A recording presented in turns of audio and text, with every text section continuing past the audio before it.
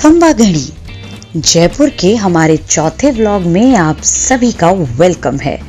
आज हम आपको जयपुर की कुछ हॉट टूरिस्ट स्पॉट्स पर लेकर चलते हैं जो जाने जाते हैं अपनी खूबसूरती और राजशाही के लिए।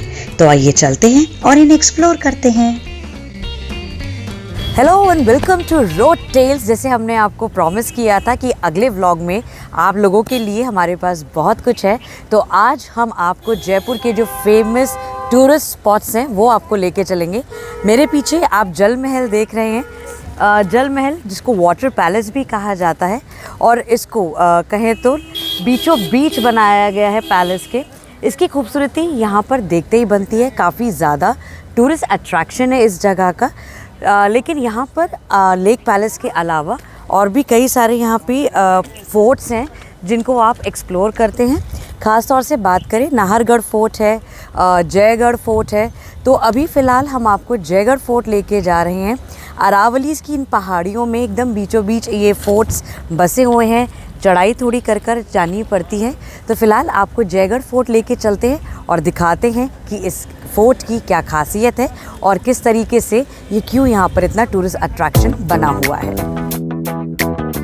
तो हम आ चुके हैं जयगढ़ फोर्ट। जयगढ़ फोर्ट में आप अपनी कार अंदर लेकर जा सकते हैं।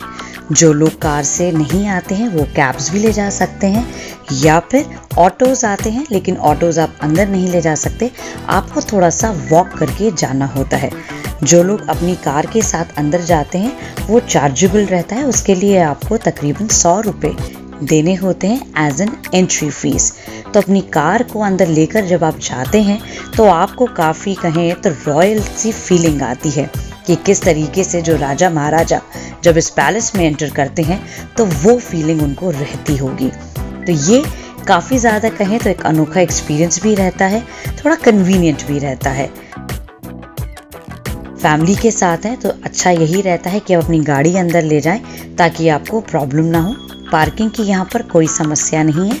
अंदर जब आप ले जाते हैं तो पार्किंग आपको अच्छे से मिल जाती है। लेकिन कई ऐसे स्पॉट्स हैं जो इस किले में आप एक्सप्लोर कर सकते हैं। जयगढ़ फोर्ट आखिरकार इतना फेमस क्यों है वो हम आपको बताएंगे, लेकिन पहले आपको लेकर चलते हैं एक सुरंग में।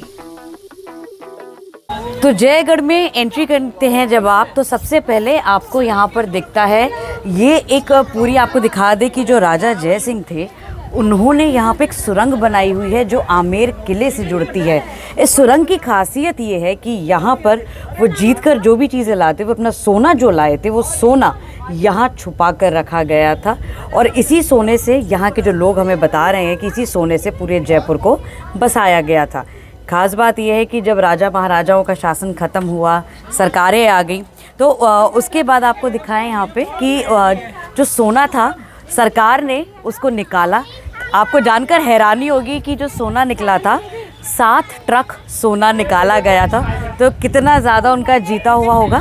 थोड़ा सा और आगे चलते हैं और आपको दिखाते हैं यहाँ पे कि यहाँ पे ये छोटे छोटे आप देख रहे हैं ये रूम्स बने हुए हैं।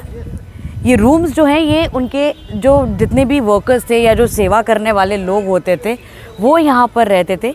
छोटे छोटे आप दरवाजे देख रहे हैं क्योंकि इसकी रखवाली करने के लिए बहुत ज़रूरत पड़ती थी। तो ये तमाम चीज़ें हैं, जब आप जयगढ़ आएंगे तो आप एक्सप्लोर करेंगे। किले में भी और भी बहुत कुछ है, चलते हैं आगे और आपको दिखाते हैं। तो ये सुरंग के पास ही आपको दिख जाती है शॉपिंग की जगह, और ऐसे कैसे हो सकता है कि वो हम ना करें। जयपुर जब आप आते हैं तो यहाँ पर सबसे ज़्यादा जो इनके फेमस है वो है इनकी ज्वेलरी, जो काफ़ी ज़्यादा एंटीक्स में होती हैं। ये सारे आपको राजे रजवाड़े, उनके जो परिवार के लोग हैं उनके बारे में भी कई पिक्चर्स लगी हुई हैं और थोड़ा सा आपको डिटेल इन्फॉर्मेशन दी जाती है। आप चाहें तो यहाँ पे ब्लैंकेट्स, बेडशीट्स का भी शॉपिंग कर सकते हैं, वो आपके लिए बहुत अच्छा रहता है। और ज्वेलरी बहुत खूबसूरत है। मैं यहाँ गई थी, मैं खुद यहाँ से ब्लैंकेट्स और ज्वेलरी परचेज कर ही बाहर निकली। तो अब हम जा रहे हैं उस जगह पर जो फेमस है जयगढ़ के लिए। उसके लिए भी अपनी गाड़ी आप अंदर ले जा सकते हैं। उसके लिए थोड़ा सा रास्ता राइट हैंड साइड में कटता है, अलग कोई चार्ज नहीं देना। अंदर जाने के लिए टिकट सिर्फ एक बार ही कटती है, वो भी 100 रुपये की।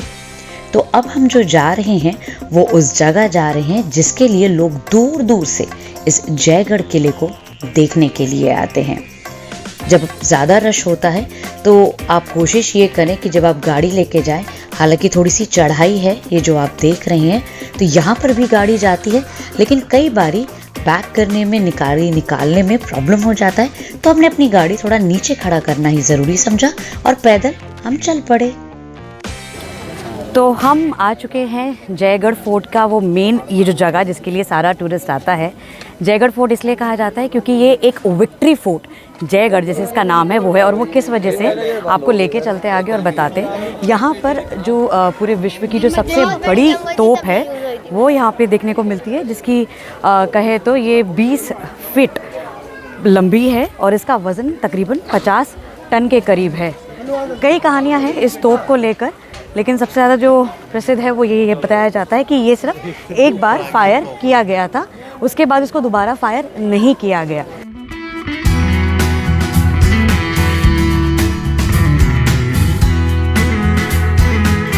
इस किले की एक खासियत और है कि यहाँ पे ये जो झरोखे बने हुए हैं, इसमें सबसे अच्छी बात ये थी कि यहाँ से आप बाहर का एक्सटीरियर का आपको सारा दिखाई देता था, लेकिन बाहर से अगर कोई अंदर देखना चाहे तो वो चीज़ यहाँ से देखने को नहीं मिलती थी।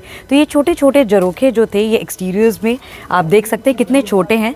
तो यहाँ पर ये पूरा, क्योंकि इनका असला रहता था, तो उस लिहाज से ये काफ़ी ज़्यादा प्रोटेक्टिव एक तरीके से फोर्ट माना जाता था राजा रजवाड़ों के लिए। तो यही है इन झरोखों का कहें तो इम्पोर्टेंस, कि आप अंदर से बाहर देख सकते हैं, लेकिन बाहर से कोई इसमें अंदर क्या हो रहा है वो चीज़ पता नहीं चलती है। चलिए अब आपको लेकर चलते हैं आमेर किला। आमेर का किला बहुत ही खूबसूरत और यहाँ का one of the hottest attraction है। आमेर फोर्ट को बनाया था राजा मान सिंह ने, जिसे बाद में राजा जय सिंह ने और ज़्यादा एक्सपैंड किया और इसे खूबसूरत बनाया।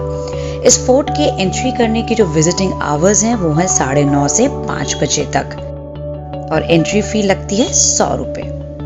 यहाँ पर लाइट शोज भी होते हैं। अगर आप इंग्लिश में देखना चाहते हैं तो वो 7:30 बजे होगा, और हिंदी में रात 8 बजे आप आकर ये देख सकते हैं। इंग्लिश वालों को एंट्री फी देनी पड़ती है 200 रुपये और हिंदी वालों को देनी होती है 100 रुपये, और साथ ही आप आसपास एलिफेंट राइड भी ले सकते हैं। तो अब बढ़ते हैं अगले डेस्टिनेशन की ओर। तो अब हम आए हैं यहाँ आपको लेकर जल महल। ये जब आप जयपुर सिटी के टुवर्ड्स एंटर करते हैं तो सबसे पहले यही एक टूरिस्ट अट्रैक्शन है जो देखने को मिलता है, जल महल। आप यहाँ पीछे जो देख रहे हैं, इसकी खासियत यह है कि इस जल महल में 4 फ्लोर्स पानी के अंदर हैं और 1 फ्लोर ऊपर है। जो इसकी छत भी जो बनाई गई है, इसमें थोड़ा आर्किटेक्चर जो था वो थोड़ा डिफरेंट था। ये बंगाली स्टाइल में, जो आप ये चबूतरा ऊपर देख रहे हैं जो रेक्टेंगुलर शेप में है, उसको लिया गया है। थोड़ा बंगाली टच उसमें देने की कोशिश की गई है।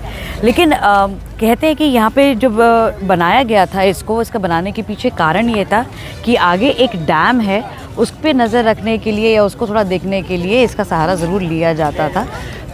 बनावट इसकी कहें तो आर्किटेक्चर बहुत अपने आप में यूनिक है, क्योंकि 4 फ्लोर्स ये पानी के अंदर बने हुए हैं। खास बात ये भी है कि जब आप यहाँ घूमने आते हैं तो साफ़ सफाई हमें यहाँ पे बहुत ज़्यादा देखने को इतनी नहीं मिली है, क्योंकि one of the tourist spots है, लेकिन उसके बाद भी अगर साफ़ सफाई नहीं रहती तो यकीनन थोड़ा सा लगता है कि आपका इतना फेमस जगह है तो कम से कम वहाँ पे चीज़ों को मेंटेन रखना ज़रूरी है। खाने पीने की जगह यहाँ पे काफ़ी ज़्यादा है, फोटोग्राफी के लिए लोग काफ़ी ज़्यादा आते हैं, तो उस लिहाज से ये काफ़ी अच्छा है, खूबसूरत हमें देखने को मिला।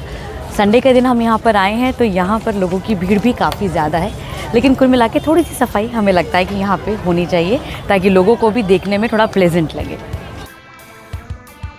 तो सारे किले एक्सप्लोर करने के बाद बारी थी अब कुछ एडवेंचर करने की।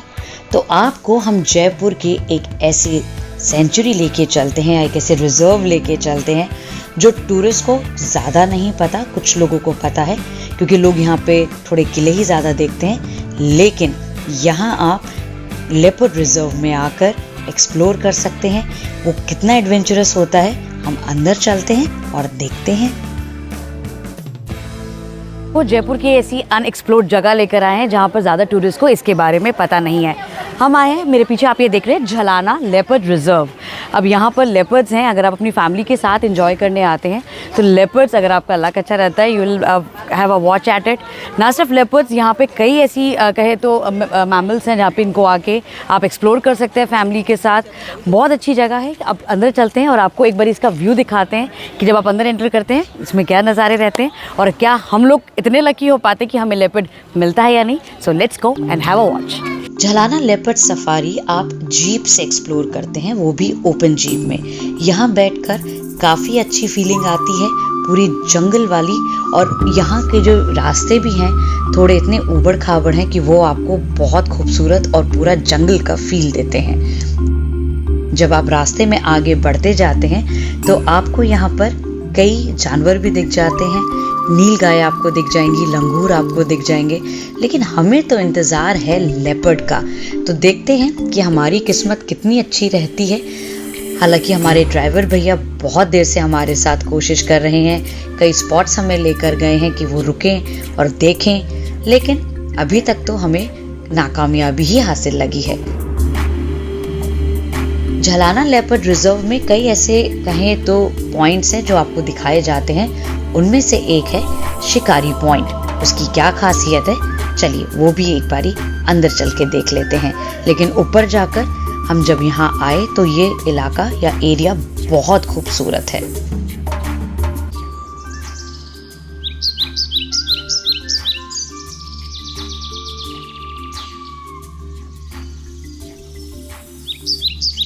तो जब आप यहाँ झलाना में आते हैं तो यहाँ पर एक शिकार पॉइंट है। इस शिकार पॉइंट की भी अपनी एक कहानी है। आपको बता दें, ये थोड़ा सीढ़ियाँ चढ़ के आते हैं और आप ये देख रहे हैं कि इस पॉइंट से आके आपको ये जो पूरा घना जंगल है ये दिखता है। जो राजा महाराजा होते थे वो इस पॉइंट पर आकर शेरों का शिकार करते थे। पहले इस झलाना में शेर भी हुआ करते थे। तो जो महारानी गायत्री देवी हैं, आखिरी शिकार उन्हीं के द्वारा किया गया था। 1943 में लास्ट टाइगर जो है उन्होंने ही यहाँ पे हंट किया था। तो सिटिंग अरेंजमेंट्स यहाँ पर दिए गए हैं, टेबल चेयर्स, ये उसी ज़माने के हैं जब राजा महाराजा अपना आते थे। They can relax also. जरोखे आप ये देख रहे हैं, ये जरोखे हैं जो इनके शिकार पॉइंट हुआ करते थे। यहाँ से वो ट्रैक करते थे और उसके बाद शूट किया जाता था। ये आप देख रहे हैं रास्ता, जब हम आपको दिखाते हुए भी आ रहे थे, हम नीचे से ऊपर की तरफ आए हैं।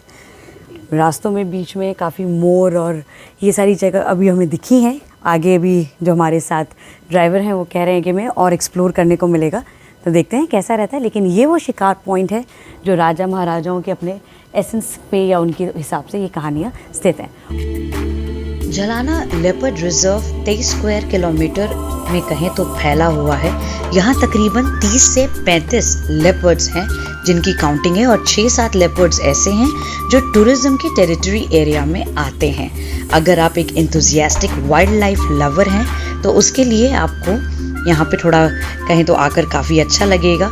और लोगों को थोड़ा पेशेंस रखने की ज़रूरत है, जैसे हमने अभी तक रखा हुआ है, क्योंकि हमें अभी तक फ़िलहाल वो कामयाबी नहीं मिली है। लेकिन बीच बीच में जो नज़ारे हमें देखने को मिले हैं वो काफ़ी ज़्यादा खूबसूरत हैं। हमारी किस्मत इतनी अच्छी नहीं रही, शाम हो चली, सूरज ढल गया, लेकिन लेपर्ड जो हम देखने आए थे वो हमें नहीं मिला। हम आशा करते हैं कि जब आप यहाँ आए तो आपको ये लेपर्ड देखने को ज़रूर मिले। फिलहाल इस व्लॉग में हमारा सफ़र यहीं तक है। हमने उम्मीद है जितनी आपको स्पॉट्स दिखाए आपको अच्छे लगे होंगे। अच्छे लगे हैं तो लाइक, सब्सक्राइब और शेयर ज़रूर कीजिएगा। बेल आइकन पे हिट कीजिएगा ताकि हमारे जितनी भी नोटिफिकेशंस हैं आपको सबसे पहले मिले। Till then bye bye. कुछ और नई जगहों के साथ, कुछ और नई व्लॉग के साथ आपसे जल्द मिलते हैं।